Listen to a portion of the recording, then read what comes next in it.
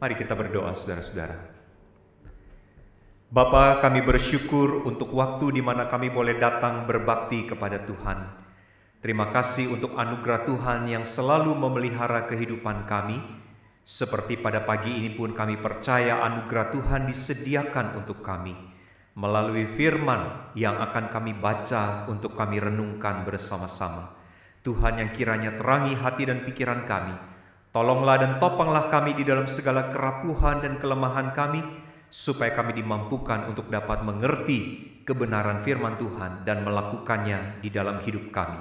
Kami menyerahkan waktu perenungan firman Tuhan ke dalam kuat kuasa tangan Tuhan. Di dalam nama Tuhan kami Yesus Kristus kami berdoa. Amin. Silakan duduk kembali Bapak, Ibu, dan saudara-saudara. Shalom, selamat pagi Bapak, Ibu, dan saudara-saudara. Bersyukur kepada Tuhan, hari ini kita kembali boleh beribadah kepadanya. Kita bersama-sama akan membuka Alkitab kita dan membaca dari dua bagian di dalam kitab Injil Matius. Yang pertama, mari kita perhatikan Injil Matius pasalnya yang ke-7.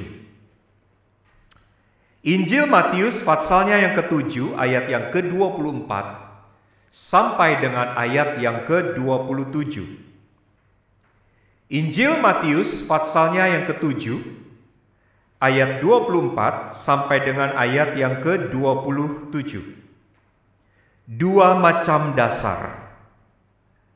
Setiap orang yang mendengar perkataanku ini dan melakukannya, ia sama dengan orang yang bijaksana yang mendirikan rumahnya di atas batu.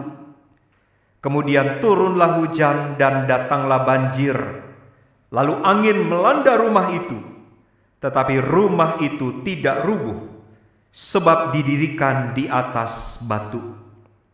Tetapi setiap orang yang mendengar perkataanku ini dan tidak melakukannya, ia sama dengan orang yang bodoh, yang mendirikan rumahnya di atas pasir.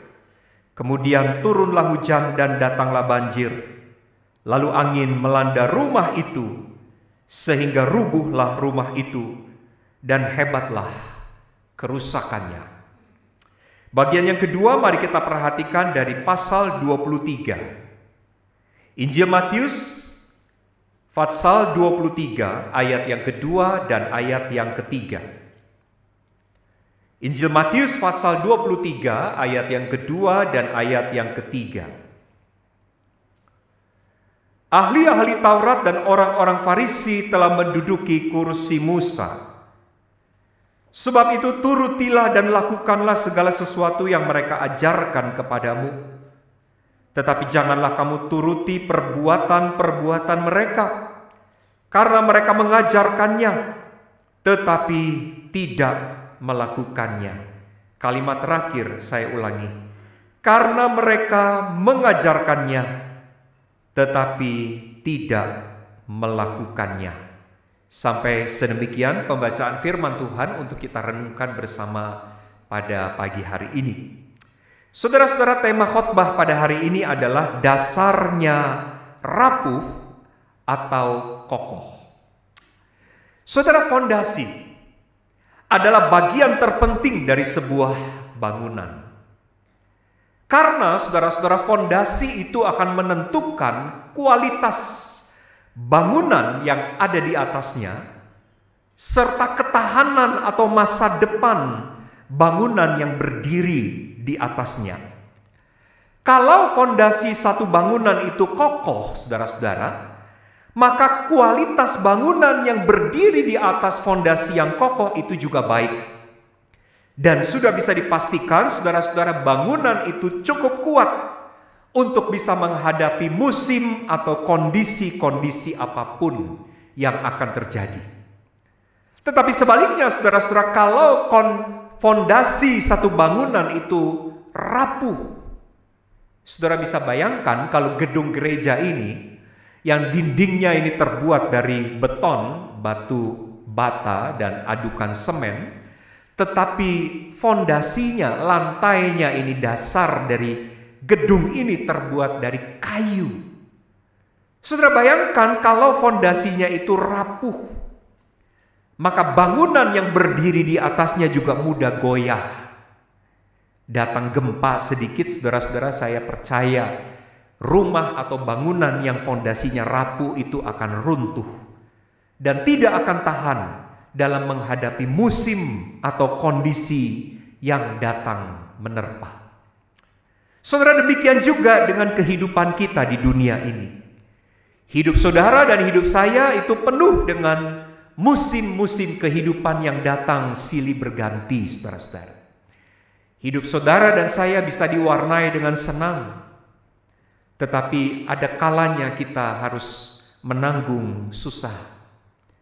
Hidup kita penuh dengan pengalaman di mana kita bisa sehat walafiat, tetapi ada masa-masa di mana saudara akan mengalami sakit penyakit. Hidup kita bisa berbahagia, kita bisa tertawa lepas, tetapi ada waktu-waktu di mana kita menitikan air mata kepedihan. Hidup kita, saudara-saudara, bisa mengalami keberhasilan.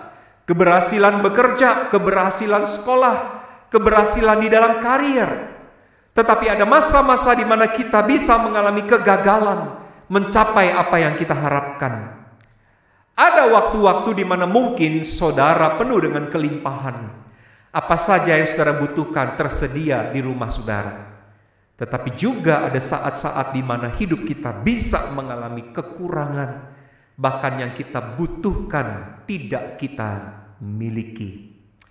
Sudah sesungguhnya setiap musim kehidupan, semuanya itu ketika itu datang. Bukan hanya yang susah-susah, bukan hanya yang jelek-jelek. Tetapi setiap musim kehidupan sesungguhnya adalah ujian. Ketika dia datang dalam hidup kita, maka itu adalah ujian untuk menguji kualitas fondasi yang mendasari hidup kita.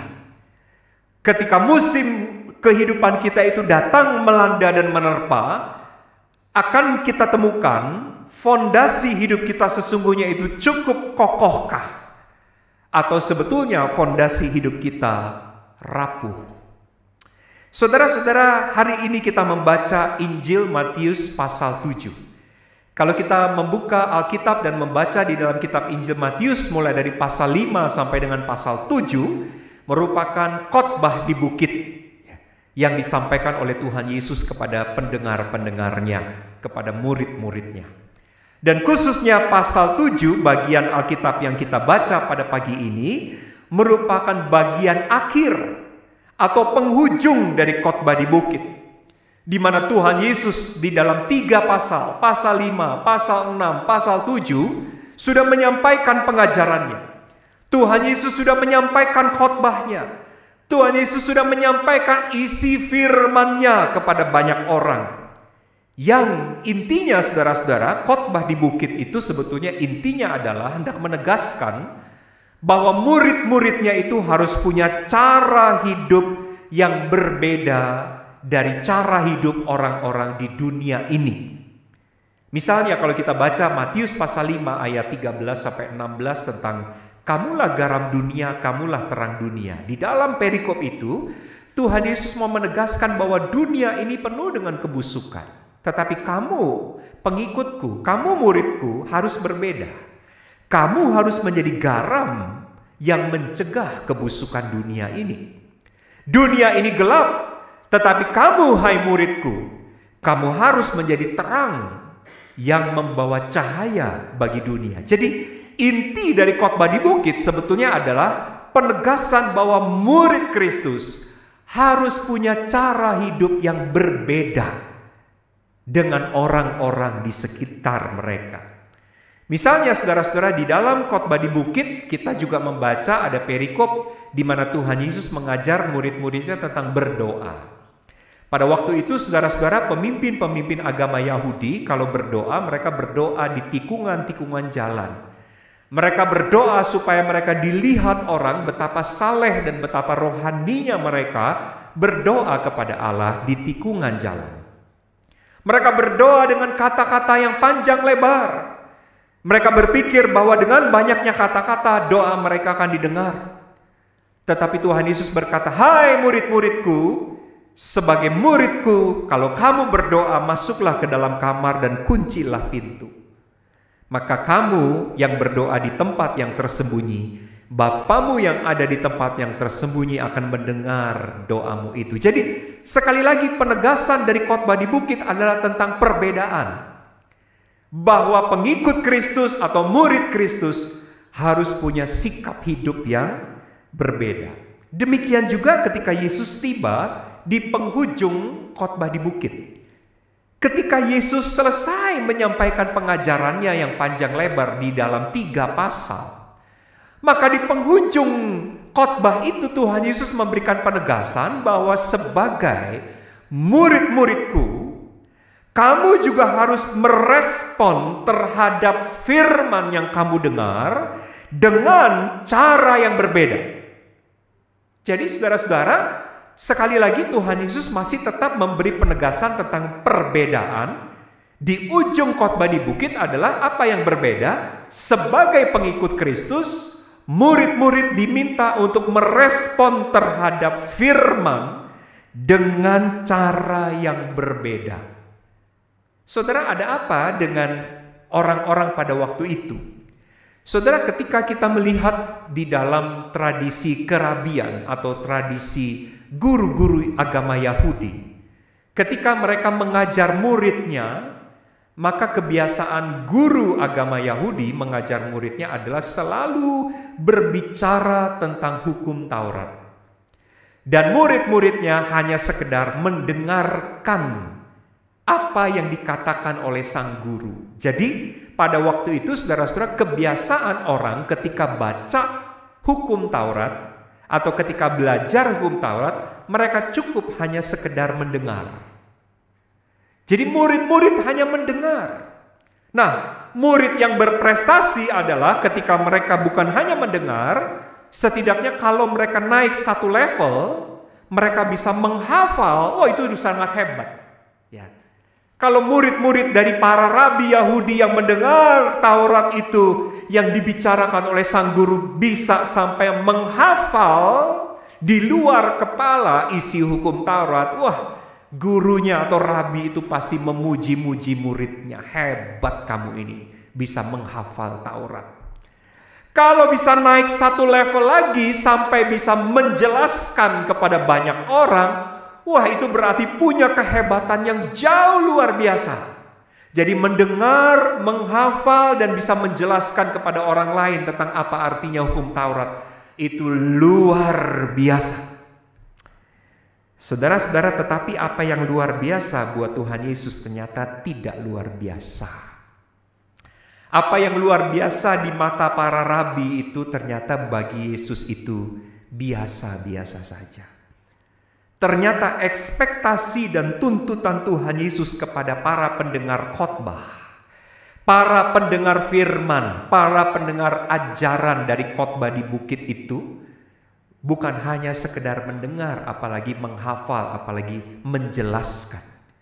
Tetapi saudara-saudara, Tuhan Yesus berkata tentang pentingnya melakukan. Coba saudara baca. Bandingkan ayat 24 dan ayat 26. Setiap orang yang mendengar perkataanku ini dan melakukannya.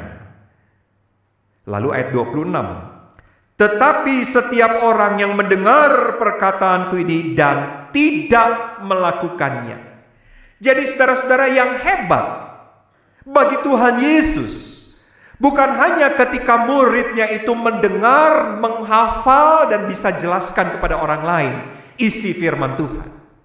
Bagi Tuhan Yesus, seorang yang hebat dalam merespon firman adalah dia yang mendengar firman itu dan melakukannya. Saudara, itulah yang dituntut oleh Tuhan Yesus yang harus berbeda. Ya. Pendengar-pendengar khotbah di bukit atau murid-murid Tuhan Yesus itu, mereka harus punya respon yang berbeda waktu mereka mendengar firman. Bukan hanya sekadar mendengar, tetapi mendengar dan melakukannya. Saudara, kalau kita baca ayat ke-24, orang yang mendengar dan melakukannya, Tuhan Yesus sebut itu seperti orang yang bijaksana. Tetapi dia, ayat 26, yang mendengar tetapi tidak melakukan apa yang didengarnya, dia adalah seperti orang bodoh. Saudara, memang ini ironis. Di mata para rabi, kalau murid bisa mendengar, bisa menghafal, bisa menjelaskan, itu luar biasa. Tapi Tuhan Yesus katakan itu masih dalam level orang bodoh. Orang bijaksana adalah dia yang bukan saja mendengar, tetapi dia yang juga melakukannya. Saudara-saudara, mengapa Tuhan Yesus berkata demikian? Mengapa Tuhan Yesus memberi penekanan kepada melakukan? Sebab kalau saudara hanya sekedar mendengarkan, maka mendengar itu tidak akan membawa dampak yang signifikan bagi para murid. Kenapa, saudara-saudara? Karena kita adalah orang-orang yang mudah melupakan apa yang kita dengar. Saudara mau bukti? Saudara mau bukti? Saya mau tanya kepada saudara, apa tema khotbah minggu lalu? Apa, saudara-saudara? Dari mana ayat khotbah pendeta minggu lalu? Saudara datang ke gereja minggu lalu? Datang ya? Datang, baik. Kalau saudara datang, mestinya saudara tahu dong. Karena saudara sudah dengar khotbah itu minggu lalu. Apa temanya? Dari mana ayat dasar pemberitaan firman minggu lalu? Saudara, padahal baru berselang 1 minggu, kita sudah melupakan apa yang kita dengar. Konfusius pernah berkata begini, aku mendengar dan aku lupa. Dan betul, memang itu yang terjadi. Karena itu saudara-saudara, Tuhan Yesus tidak kagum dengan cara rabi-rabi Yahudi mengajar murid-muridnya yang hanya sekedar mendengar.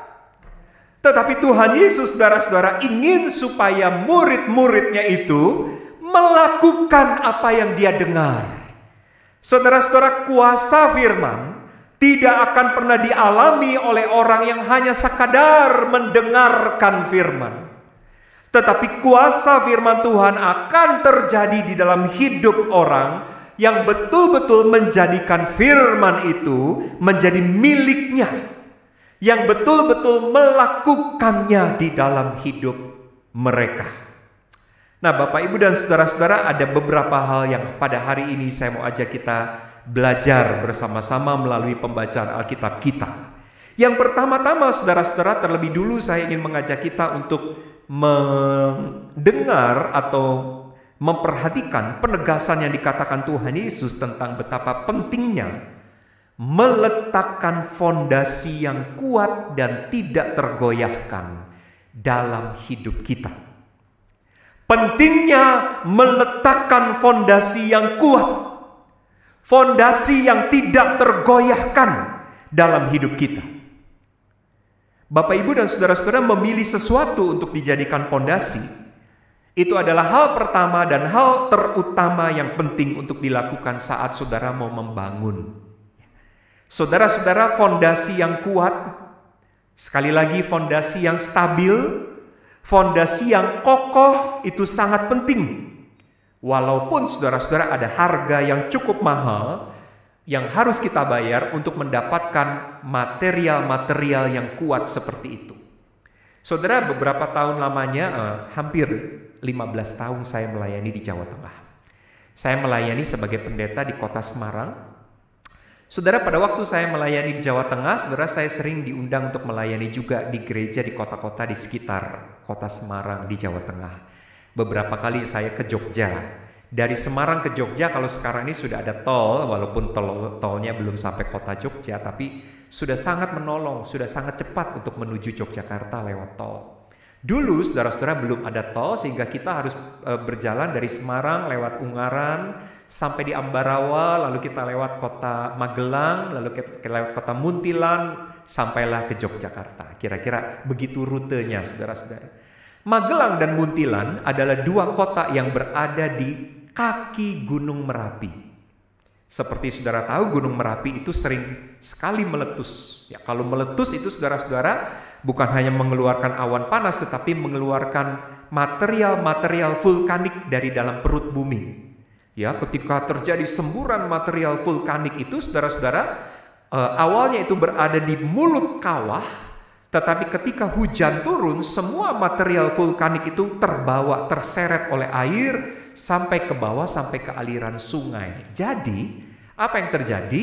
Sungai-sungai yang berada di sekitar kota Magelang dan Muntilan itu sebetulnya, kalau saudara lihat bebatuan atau pasir-pasir di sungai itu, sesungguhnya itu adalah material vulkanik yang berasal dari perut bumi.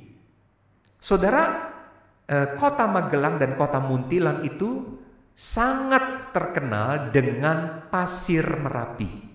Jadi kalau ada orang mau bangun rumah, ya, walaupun bangunnya itu di kota Semarang, bukan berarti di Semarang nggak ada orang jual pasir. Banyak saudara toko bangunan jual pasir. Tapi orang di Semarang kalau mau bangun rumah, mau bangun gedung, mau bangun sekolah, mau bangun gereja, selalu beli pasirnya itu sampai ke Muntilan, sampai ke Magelang. Karena pasir Merapi itu yang berasal dari perut bumi itu, kandungan material vulkanik itu, terkenal sekali dengan pasir yang sangat kuat. Itu kalau diaduk dengan semen itu jadi betonan, saudara ya. Saudara bikin dinding atau saudara ngecor untuk fondasi satu bangunan, saudara-saudara, itu hampir dipastikan tidak akan retak. Karena saking kuatnya itu, pasir-pasirnya itu, saudara, material vulkaniknya itu menyatu dengan semen dan membuat satu struktur yang kuat, satu struktur bangunan yang kuat. Walaupun untuk mendapatkan pasir itu orang harus merogoh koceknya lebih dalam, lebih mahal. Sudah pasti lebih mahal, saudara-saudara, karena ongkos kirimnya saja sudah lebih jauh, pasti lebih mahal. Tapi memang saudara-saudara ada rupa, ada harga. Ya, kalau orang mau dapatkan yang lebih kuat, ya memang dia harus bayar lebih mahal. Saudara, tidak sedikit orang yang ternyata mengambil tindakan yang gegabah di dalam memilih material untuk membangun fondasi. Ada orang yang sangat tertarik dengan apa yang kuat. Tetapi tidak sedikit juga orang yang memilih bahan-bahan yang murah, bahan-bahan yang cepat, bahan-bahan yang mudah untuk dijadikan fondasi. Tapi sudah bisa ditebak. Yang murah, yang instan, yang cepat, yang tidak terlalu harus bayar harga yang mahal. Kita tahu saudara-saudara, kualitasnya tidak kuat. Mudah goyah, mudah rapuh. Dan kalau saudara bayangkan sesuatu bangunan dibangun di atas fondasi yang rapuh, sebagus apapun bangunan itu. Coba saudara bayangkan ya, gedung gereja kita ini udah bagus, saudara-saudara ya. Sangat indah gedung ini, sangat kokoh gedung ini. Tapi kalau fondasinya gedung ini dari kayu, saudara perhatikan gak, beberapa waktu terakhir ini kan di Indonesia terjadi gempa bumi ya, berturut-turut di beberapa wilayah. Kalau saja terjadi gempa dengan skala Richter yang cukup besar, saudara-saudara, maka sudah bisa dipastikan sebagus apapun gedung itu, pasti akan mudah sekali roboh, runtuh. Kenapa saudara-saudara? Karena fondasinya tidak kuat. Karena itu saudara-saudara penting sekali untuk memilih, untuk meletakkan fondasi yang kuat, untuk meletakkan fondasi yang tidak tergoyahkan. Bukan hanya untuk rumah, tetapi untuk hidup kita. Saudara, pertanyaannya adalah apa sih fondasi yang betul-betul kuat? Apa sih material yang betul-betul kokoh, yang stabil, yang tidak berubah dalam kondisi apapun, saudara-saudara, untuk hidup kita? Saudara-saudara, saya teringat akan perkataan pendeta Rick Warren di dalam buku The Purpose Driven Life. Buku yang sempat fenomenal beberapa tahun yang lalu, saudara-saudara. Di dalam buku itu, pendeta Rick Warren mengungkapkan ada beberapa hal yang seringkali dipakai orang untuk menjadi landasan hidupnya atau untuk menjadi fondasi hidupnya. Yang pertama, saudara-saudara, pendeta Rick Warren di situ berbicara tentang tradisi. Apa itu tradisi? Tradisi itu berbicara tentang apa yang dipegang sejak dulu. Apa yang dilakukan orang turun-temurun. Jadi pendeta Rick Warren berkata begini, apa yang orang sedang lakukan hari ini, kenapa orang melakukan apa yang dia lakukan hari ini, itu karena dia melakukannya karena dilandasi oleh tradisi. dilandasi oleh apa yang sejak turun-temurun dilakukan. Misalnya, saudara-saudara, dalam komunitas masyarakat Tionghoa, ya, kalau orang mau menikah, saudara-saudara, itu kan ada apa ya? Ada tradisi di mana kita sangjit, ya kan? Waduh, kalau sangjit itu macamnya ada berapa, saudara? Hantarannya itu 7 ya. Harus ada 7 macam antaran gitu ya. Ada buah kaleng lah, ada sepatu lah, ada yang mesti dikembalikan lagi kepada pihak pria, begitu ya. Ada yang diterima oleh pihak wanita, ada yang harus dibagi 2 dan berbagai macam. Nah, hari ini kalau kita melihat mempelai-mempelai dari kalangan Tionghoa yang mau menikah, masih gak melakukan itu? Masih. Ada yang masih melakukan itu, saudara-saudara. Jadi pertanyaannya adalah begini, kenapa mereka melakukan apa yang mereka lakukan sekarang? Kenapa mereka masih sangjitan? Kenapa mereka masih tepai? Bukan hanya kepada papa mama, tetapi tepai kepada orang yang dituakan, begitu. Kenapa, saudara-saudara? Mereka melakukan apa yang mereka lakukan hari ini karena mereka melandasi hidup mereka dengan apa? Dengan apa yang secara turun-temurun sudah dilakukan, dengan tradisi, dengan apa yang dari dulu sudah dilakukan. Nah, saudara-saudara, Pendeta Rick Warren mengatakan hal kedua yang sering kali dijadikan landasan dalam hidup, yang membuat orang melakukan apa yang dia lakukan hari ini adalah culture atau budaya. Di dalam buku itu, Pendeta Rick Warren mengatakan budaya itu berbicara tentang sesuatu yang dilakukan oleh banyak orang. Sesuatu yang diperbuat oleh banyak orang. Misalnya, saudara-saudara, dulu ketika orang di zaman saya, bukan di zaman saya, di zaman orang tua saya, saudara-saudara, dulu katanya kalau orang pakai celana itu modelnya potongannya itu harus cutbray, ya. Bagian bawah celana panjang itu harus lebar, harus besar. Jadi kalau orang jalan gitu, wah itu kain celananya kemana-mana gitu, saudara-saudara ya, itu harus cutbray. Kenapa, saudara-saudara, orang gemar memakai potongan celana cutbray? Karena banyak orang memakai celana model itu, maka aku pun juga memakai celana model itu. Waktu saya remaja, kebalik. Waktu saya remaja, keluarlah model celana yang disebut baggy. Ya, bagian pahanya itu bisa lebar, saudara-saudara, tapi nanti di ujung kakinya itu mengecil seperti pensil. Ya. Dan saudara-saudara, waktu itu sangat demam orang memakai celana baggy, ya. Kenapa, saudara-saudara? Karena itu keren. Kenapa keren? Karena banyak orang memakai celana model itu, maka saya juga memilih model itu. Jadi, aku melakukan apa yang kulakukan karena banyak orang melakukannya. Itu budaya. Itu culture. Nah, saudara-saudara, Pendeta Rick Warren berkata begini, tetapi sayangnya tradisi bisa berubah. Budaya juga demikian. Apa yang dulu dipegang kuat-kuat, apa yang dulu dilakukan turun-temurun, someday bisa tidak lagi dilakukan. Misalnya, tadi saya sempat singgung tradisi sangjit atau tradisi tepai, ya. Mungkin kita atau anak-anak kita masih melakukannya di tahun 2023. Coba bayangkan, pikirkan, saudara-saudara, kalau ini zamannya sudah zamannya anak atau cucu kita yang menikah, yang 10 atau 20 tahun di depan. Walaupun dari kalangan Tionghoa, belum tentu, saudara-saudara, anak-anak atau cucu-cucu kita akan tetap melakukan apa yang dari dulu dilakukan. Mereka yang lebih berpikir pragmatis, selalu berpikir ini, aduh udah deh Pak, Mah, ya, kita nggak usah ribet, mau merit aja kok ribet, harus bawa hantaran sampai 7 macam, yang dikembalikan begini, yang dikembalikan begitu, sepatu lah, apalah gitu ya. Setidaknya, saudara, saya mengalami itu dengan keponakan saya yang baru saja menikah, gitu. Ya udahlah, nggak usah pakai hantar-hantaran, kita mau menikah aja kok mesti pakai hantar-hantaran, sudahlah. Yang penting kita saling mencintai, dua keluarga sudah setuju, selesai. Ayo kita pemberkatan, ayo kita pesta, masuki kehidupan, itu lebih penting.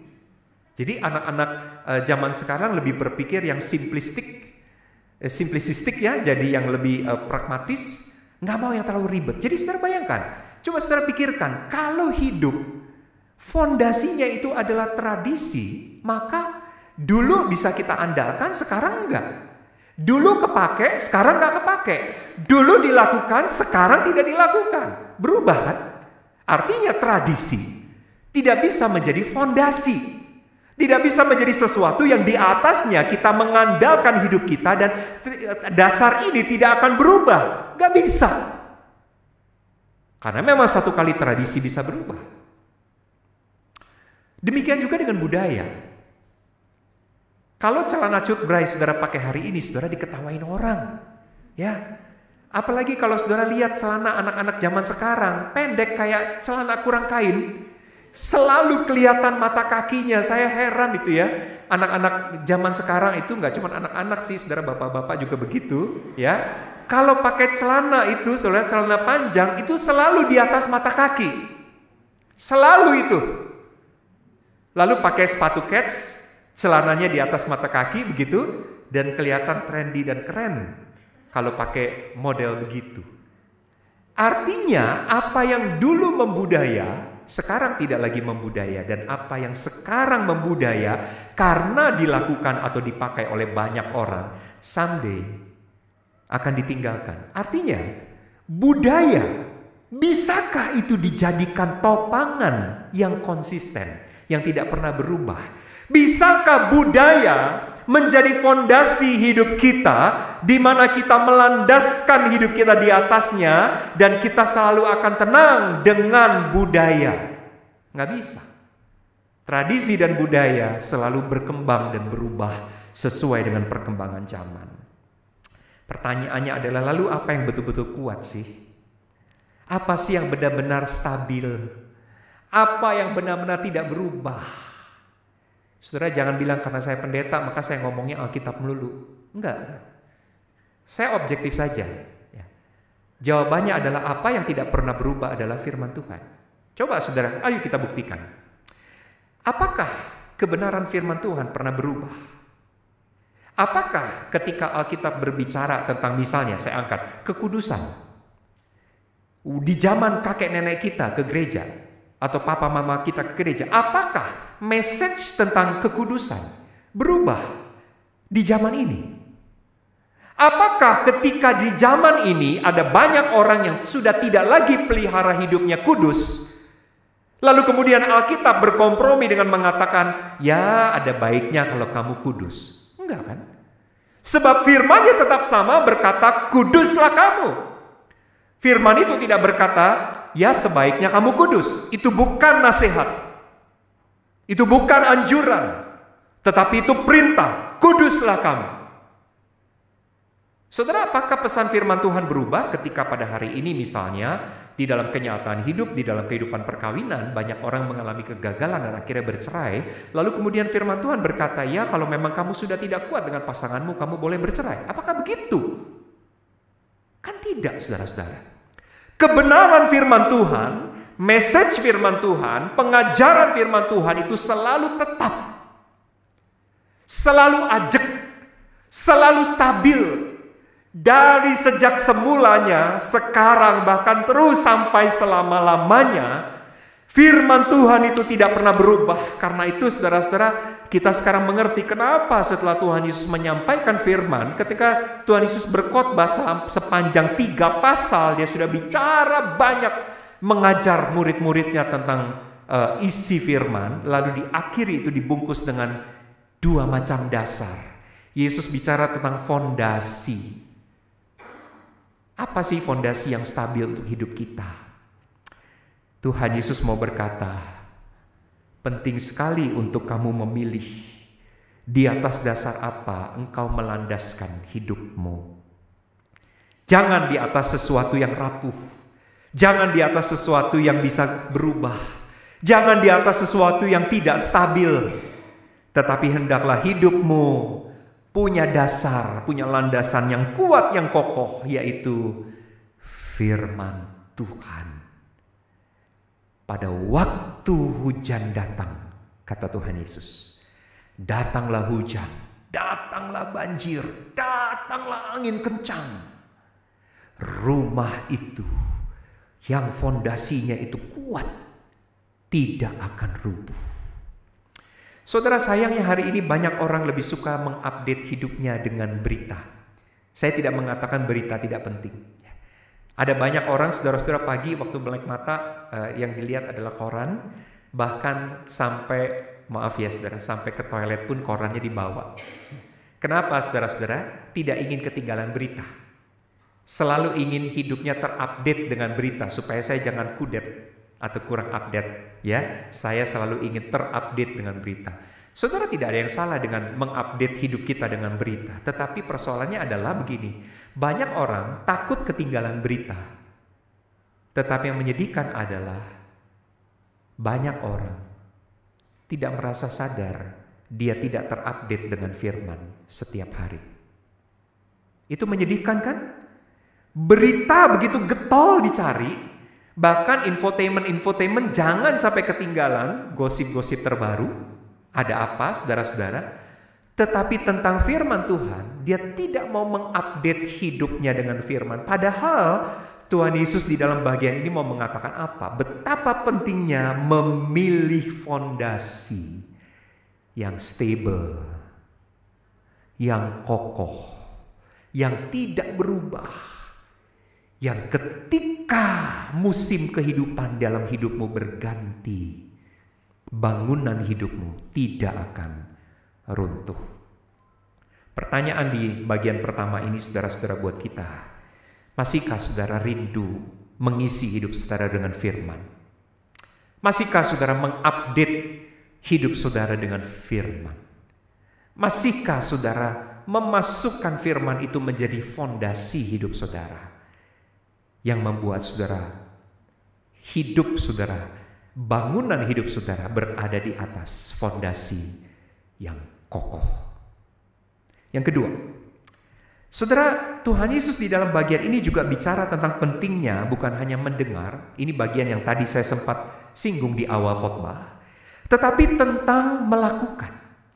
Kalau saudara bandingkan dua ayat 24 dan 26, ada hal yang sama di dalam kalimat itu, yaitu apa? Diawali dengan kalimat ini, setiap orang yang mendengar perkataanku. Ayat 26 juga begitu, setiap orang yang mendengar perkataanku. Jadi saudara-saudara, dua kelompok orang ini, yang pertama itu disebut sebagai orang yang bijaksana, yang kedua itu orang bodoh. Dua kelompok orang ini sepintas selalu terlihat sama. Sama-sama dengar. Sepintas sama. Sama-sama duduk di gereja. Ya, kalau dari mimbar ini saya lihat saudara semua sama. Saudara sedang mendengar. Tapi yang membedakan kelompok pertama dengan kelompok kedua, ayat 24 dan ayat 26 adalah, perbedaannya adalah pada ini saudara-saudara. Yang pertama itu dan melakukannya. Yang kedua ayat 26 di situ dikatakan tetapi tidak melakukannya. Nah, saudara-saudara, rupa-rupanya ini hal yang krusial buat Tuhan Yesus. Bahkan sekrusial itu sampai Tuhan Yesus menghubungkan, kalau dia tidak melakukan, dan datanglah hujan, datanglah angin, datanglah banjir, maka rumah itu untuk orang yang tidak melakukan ini, rumahnya akan runtuh, tergerus oleh banjir yang sangat kuat itu.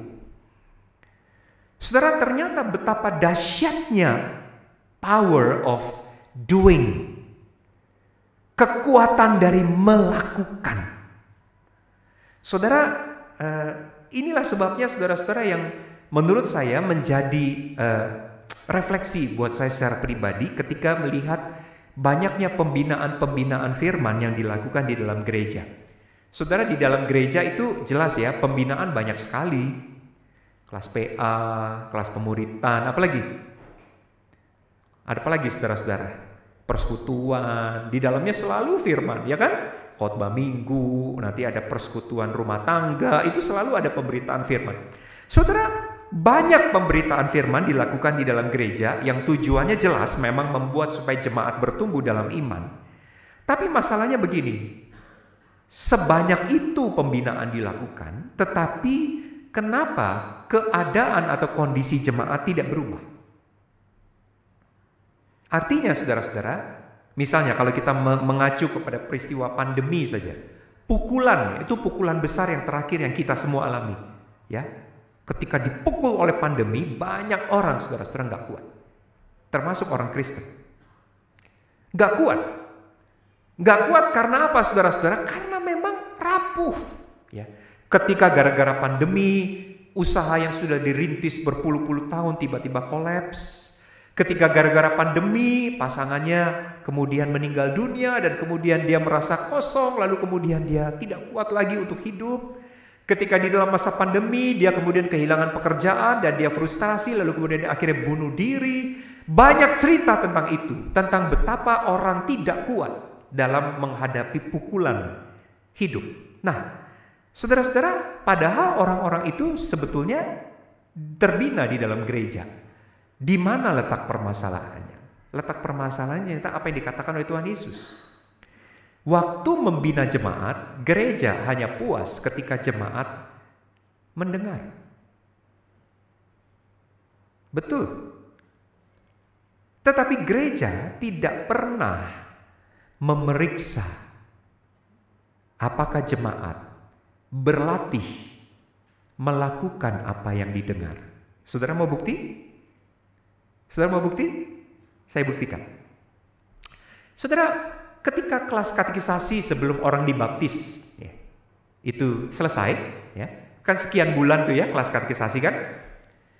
Waktu orang mau dibaptis, biasanya pendeta atau majelis akan bercakap-cakap dengan calon baptisan ini, ya, para katekisan ini. Menurut saudara, apa kira-kira yang ditanya oleh pendeta kepada calon orang yang mau dibaptis ini? Apa pertanyaannya? Saudara masih ingat waktu saudara mau dibaptis, saudara ditanya apa? Apa pertanyaannya? Apa pertanyaannya Bapak Ibu? Bukankah pertanyaannya adalah menjawab materi pelajaran katekisasi? Betul? Betul nggak? Coba ya kamu jelaskan, apa sih konsep keselamatan menurut ajaran Kristen?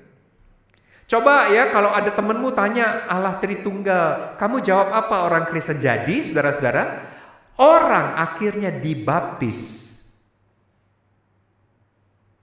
tidak bicara soal kamu betul gak percaya sama Tuhan Yesus. Kamu sudah melakukan gak? Hidupmu sudah melakukan gak? Seperti yang firman Tuhan. Jadi bukan itu yang membuat orang dibaptis, tapi orang dibaptis karena dia bisa menjawab.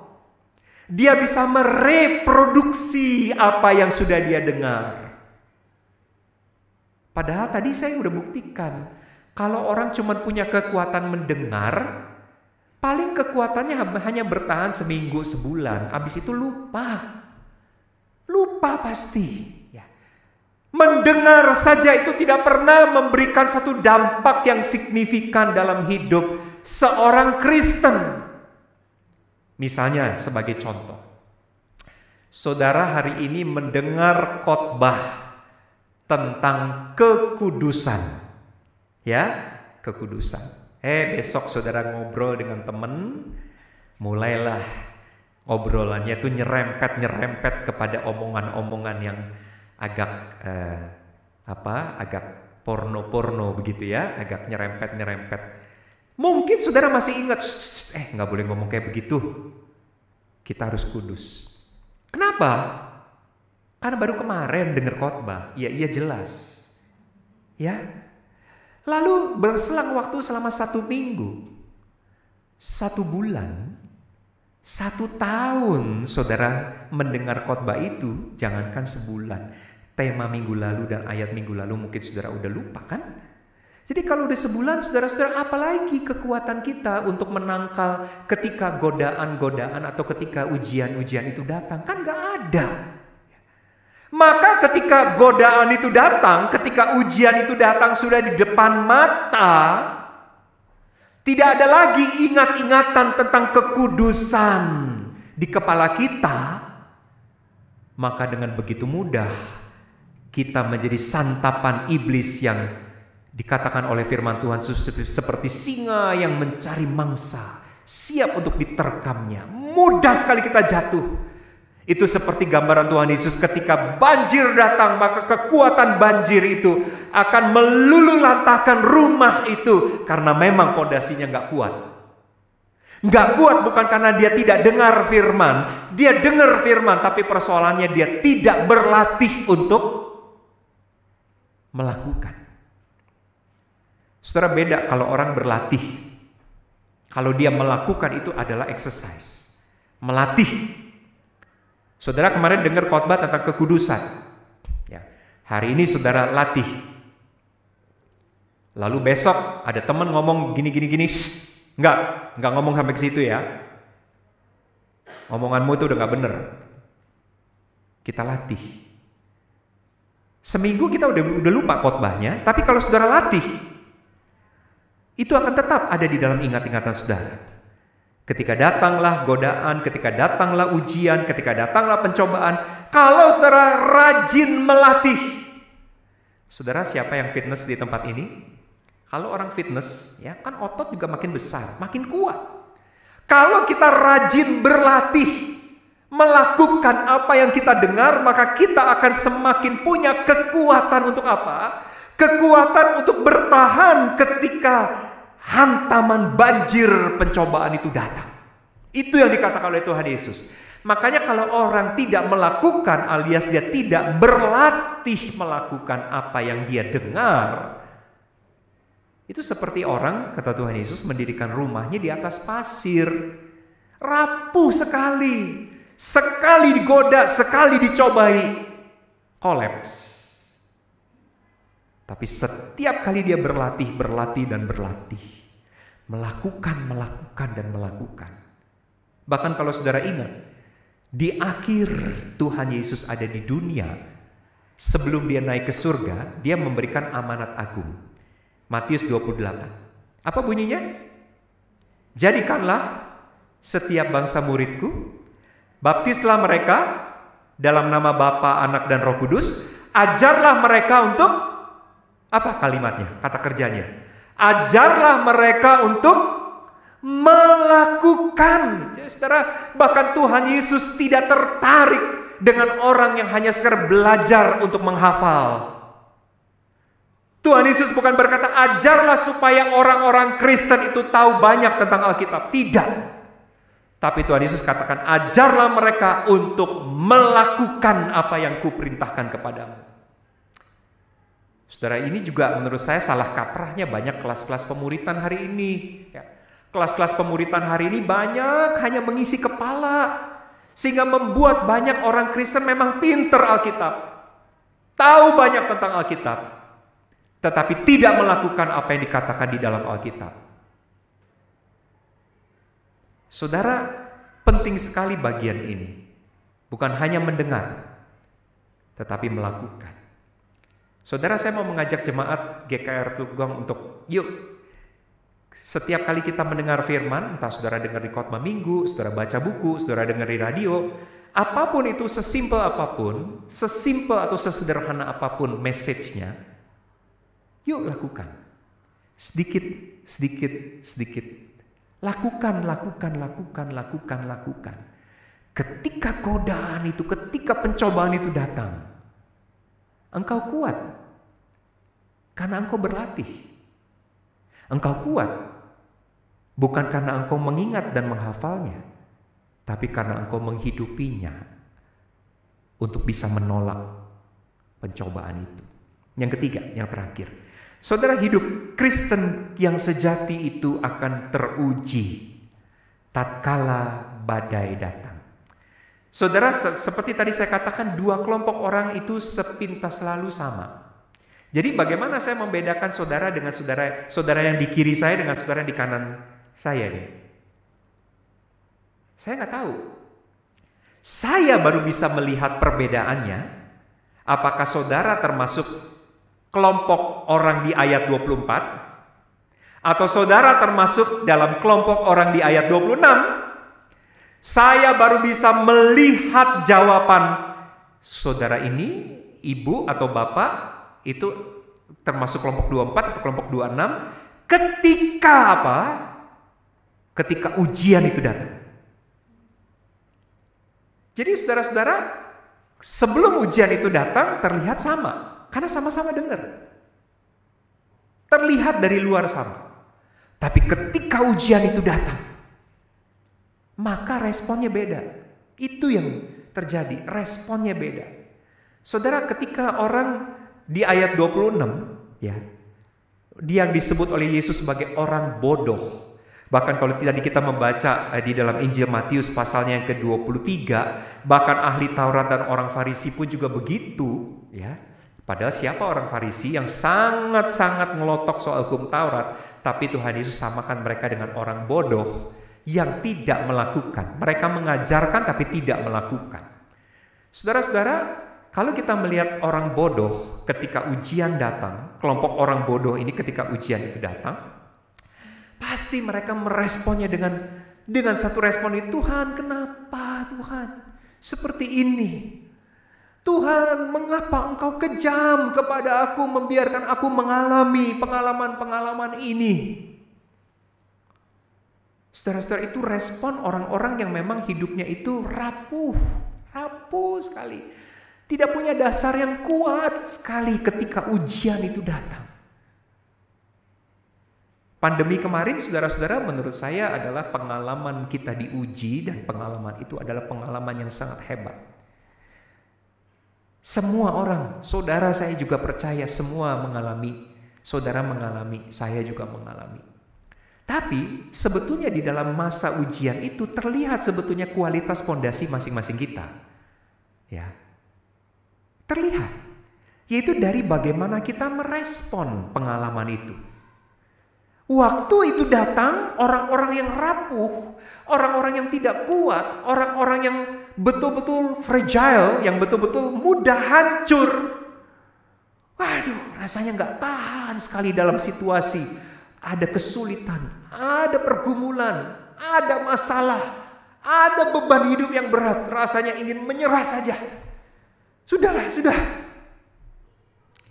Tapi saudara-saudara, orang yang dasarnya, fondasinya itu kokoh, kuat, dia selalu akan merespon dengan benar. Kalaupun dan sekalipun pergumulan itu datang dengan begitu berat, dia bisa merespon dengan berkata, Tuhan, apa sih yang Tuhan mau saya pelajari lewat peristiwa ini? Saudara, saya pernah melayani satu ibadah kedukaan ketika dulu saya masih di jemaat. Suami dari ibu ini meninggal karena peristiwa kecelakaan. Anak-anak masih kecil, masih panjang perjalanannya, masih butuh banyak biaya untuk hidup, untuk sekolah dan lain-lain. Anaknya ada 4. Suaminya meninggal mendadak karena kecelakaan. Satu hal yang membuat saya amazed dan tidak pernah bisa lupa pengalaman memimpin ibadah penghiburan untuk keluarga ini adalah ketika saya selesai berkhotbah dan ibadah selesai, lalu diberi kesempatan keluarga untuk menyampaikan kata sambutan, lalu ibu itu, istrinya ini maju. Awalnya dia nangis, hanya sesenggukan menangis di depan mic. Betapa dia merasa terpukul dan kaget. Tidak pernah menyangka bahwa dia akan menyandang status janda di usia 30 dengan 4 anak yang masih kecil-kecil. Tapi kemudian saudara-saudara, di akhir kalimat itu, ibu itu berkata begini, tetapi kalau dengan cara ini Tuhan akan dipermuliakan. Kalau lewat peristiwa ini, apa yang Tuhan mau akan digenapkan. Jadilah kehendak-Mu. Dia berhenti menangis. Saudara, menurut saya gak mudah membesarkan 4 anak yang masih kecil-kecil sendirian. Dan saya pikir ini bukan hanya sekedar kata-kata lip service yang indah-indah di depan orang. Kalau apa yang terjadi pada aku ini membawa kemuliaan buat Tuhan, jadilah kehendak. Saudara, itu perbedaan merespon musim kehidupan. Itu yang membedakan orang di kelompok 24 atau kelompok 26. Ayat 24 dan ayat 26. Itu yang membedakan yang akan memperlihatkan kualitas fondasinya apa ini. Ya, pakai fondasi yang kuat, yang kokoh, yang stabil, atau KW-KW-an yang tidak kuat, yang rapuh, yang memang murah dan mudah, tetapi rapuh dan lemah. Kiranya Tuhan tolong kita untuk betul-betul punya fondasi yang benar di atas firman, fondasi hidup yang kokoh. Mari kita berdoa, saudara-saudara. Tuhan, terima kasih untuk firman Tuhan yang boleh kami renungkan pada siang hari ini. Kami melihat akan kehidupan kami yang sangat rentan diterpa oleh berbagai musim kehidupan. Hari ini hidup kami seolah-olah berjalan baik-baik saja. Tetapi kami sadar bahwa ada banyak waktu di depan sana yang sangat mungkin membawa kami untuk mengalami situasi yang penuh dengan awan gelap, yang penuh dengan air mata, yang penuh dengan pergumulan dan kesusahan. Tolong kami Tuhan, supaya kami belajar untuk punya fondasi yang benar. Memilih fondasi yang betul-betul stabil dan kuat. Fondasi yang tidak akan pernah berubah. Fondasi yang tidak berganti dan lekang dari waktu ke waktu. Yaitu firman Tuhan dan kebenarannya. Biarlah kiranya Tuhan ada satu kerinduan dan kehausan yang besar untuk kami selalu mengisi dan mengalasi hidup kami dengan firman Tuhan. Supaya sungguh bangunan hidup kami betul-betul berdiri di atas fondasi yang kokoh. Tuhan, tolong kami banyak sekali mendengar firman. Pagi ini pun sekali lagi kami mendengar firman. Tapi apalah gunanya kami hanya menjadi pendengar, karena itu tidak membawa dampak yang signifikan untuk kami ketika kami menghadapi badai hidup. Justru firman Tuhan mengajar kami untuk berlatih melakukan dan terus melakukan. Disitulah ada kekuatan, disitu ada kemampuan pada waktu kami diuji, pada waktu kami dicobai.